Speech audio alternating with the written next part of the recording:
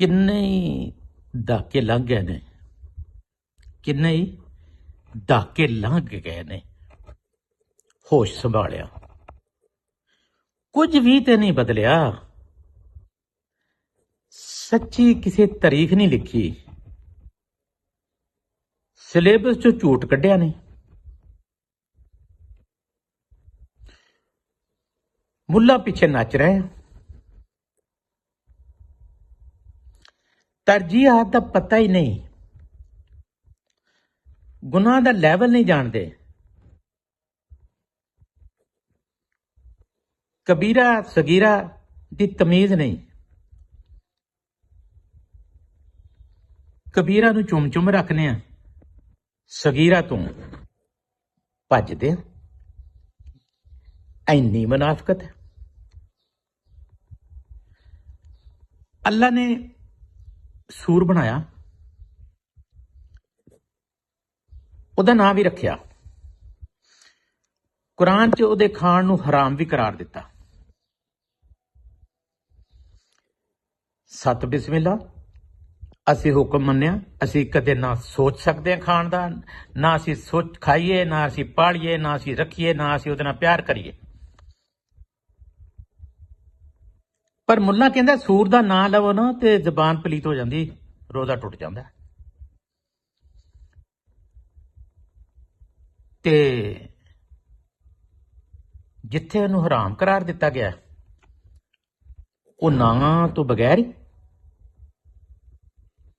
ਇਹ ਉਹ ਸੋਚ ਆ ਮੁਨਾਫਕਤ ਦੀ,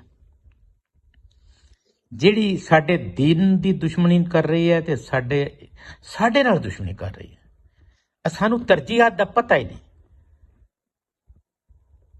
ਆਓ, ਜੇ ਸੂਰ ਨੂੰ ਮਾਰਨਾ ਸਵਾਬ ਹੈ, ਆਓ ਗੋਲੀ ਮਾਰ ਦਿਓ ਉਹਨੂੰ। ਪਰ ਅੱਲਾ ਨੇ ਸੂਰ ਖਾਣ ਤੋਂ ਮਨਾ ਕੀਤਾ ਸੀ। ਇਹ ਨਹੀਂ ਸੀ ਆਖਿਆ ਕਿ ਜਿੱਥੇ ਲੱਭ ਜਾਏ ਇਹਨੂੰ ਛਵੀਆਂ ਨਾ, ਬਰਛੀਆਂ ਨਾ, ਕੁਹਾੜੀਆਂ ਨਾ ਟੋਟੇ ਟੋਟੇ ਕਰ ਦਿਓ ਤੇ ਫਿਰ ਜੰਨਤ ਜਾਓਗੇ ਤੁਸੀਂ। ਅਸੀਂ ਕਿਉਂ ਭੱਜ ਪੈਨੇ ਉਹਦੇ ਪਿੱਛੇ? ਉਹ ਮਖਲੂਕ ਅੱਲਾ ਦੀ ਪੀੜ ਉਹਨੂੰ ਵੀ ਹੁੰਦੀ ਹੈ। ਜੋ ਅੱਲਾ ਦਾ ਹੁਕਮ ਹੈ ਉਹ ਕਰੋ, ਫਿਰ ਨਹੀਂ ਖਾਣਾ ਬਸ। ਚਲੋ ਸੂਰ ਨੂੰ ਮਾਰਨਾ, ਆਓ ਰਲ ਕੇ ਮਾਰੀਏ ਸਾਰੇ। ਪਰ ਇੱਕ ਸੂਰ ਤੋਂ ਵੱਡਾ ਸੂਰ ਹੈ। ਕੀ ਖਿਆਲ ਹੈ, ਪਹਿਲਾਂ ਉਹਨੂੰ ਨਾ ਮਾਰ ਲਈਏ? ਸੂਰ ਤੋਂ ਵੱਡਾ ਸੂਰ ਹੈ। ਸੂਰ ਤੋਂ ਇੰਨਾ ਵੱਡਾ ਸੂਰ ਹੈ ਕਿ ਸੂਰ ਸਾਰੀ ਜ਼ਿੰਦਗੀ ਜ਼ੋਰ ਲਾਉਂਦਾ ਰਵੇ ਤੇ ਉਹ ਸੂਰ ਨਹੀਂ ਬਣ ਸਕਦਾ। ਉਹ ਹੈ ਝੂਠਾ। ਝੂਠ ਕਬੀਰਾ ਗੁਨਾਹ ਹੈ, ਕਬੀਰਾ।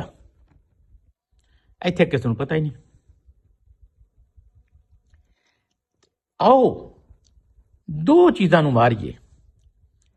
ਇੱਕ ਸੂਰ ਤੋਂ ਵੱਡਾ ਸੂਰ ਝੂਠਾ ਮਾਰੀਏ, ਯਾਨੀ ਝੂਠ ਮਾਰੀਏ, ਝੂਠ ਨੂੰ ਤਬਾਹ ਕਰੀਏ, ਝੂਠ ਦਾ ਕਤਲ ਕਰੀਏ, ਝੂਠ ਨੂੰ ਬਰਬਾਦ ਕਰੀਏ, ਝੂਠ ਨੂੰ ਮਿਟਾ ਦਈਏ, ਯਾਨੀ ਝੂਠ ਨੂੰ ਮਾਰ ਦਈਏ। ਦੂਜਾ, ਜਿਹਨੂੰ ਸੂਰ ਨੂੰ ਮਾਰਨ ਦਾ ਸ਼ੌਕ ਹੈ, ਅਗਰ ਸ਼ੌਕੀਆ ਮਾਰਨਾ ਹੈ ਤੇ ਮੈਂ ਦੀਨ ਦੇ ਬਾਰੇ 'ਚ ਆਲਮ ਫਾਜ਼ਲ ਨਹੀਂ ਹਾਂ। ਜੇ ਸ਼ੌਕੀਆ ਮਾਰਨ ਦੀ ਇਜਾਜ਼ਤ ਹੈ ਮਾਰੋ, ਨਹੀਂ ਤੇ ਆਓ ਨਾ ਇੱਕ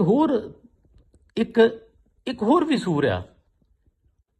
ਉਹ ਜਿਹੜਾ 1000 ਸੂਰਾਂ ਤੋਂ ਵੱਡਾ ਸੂਰ ਝੂਠਾ ਹੈ ਨਾ, ਜਾਂ ਝੂਠ ਹੈ ਨਾ, ਉਸ ਤੋਂ ਵੀ ਵੱਡਾ ਇੱਕ ਸੂਰ ਹੈ। ਆਓ ਫਿਰ ਉਹਨੂੰ ਮੁਕਾਈਏ। ਉਹ ਹੈ ਮੁਨਾਫਕਤ।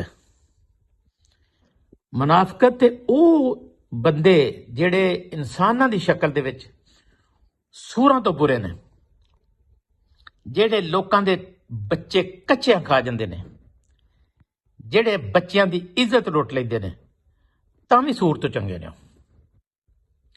ਲੋਕਾਂ ਦੀ ਨਿਗਾਹ 'ਚ। ਆਓ ਜੇ ਮਾਰਨਾ ਜੇ ਤੇ ਇਹਨਾਂ ਤਿੰਨਾਂ ਨੂੰ ਮਾਰਨੇ। ਫਿਰ ਕੱਲੇ ਸੂਰ ਨੂੰ ਮਾਰਿਆ ਨਾ ਜੰਨਤ ਲੱਭਣੀ ਆ, ਨਾ ਸੁੱਖ ਹੋਣਾ, ਨਾ ਈਮਾਨ ਮੁਕੰਮਲ ਹੋਣਾ, ਨਾ ਕੋਈ ਅੱਛਾਈ ਹੋਣੀ ਆ। ਮਾਰਨਾ ਤਾਂ ਆਓ ਇਹ ਤਿੰਨ ਵੱਡੇ ਵੱਡੇ ਸੂਰ ਮਾਰੀਏ ਰਲ ਕੇ। ਅੱਲਾ ਸਾਨੂੰ ਹਦਾਇਤ ਦੇਵੇ।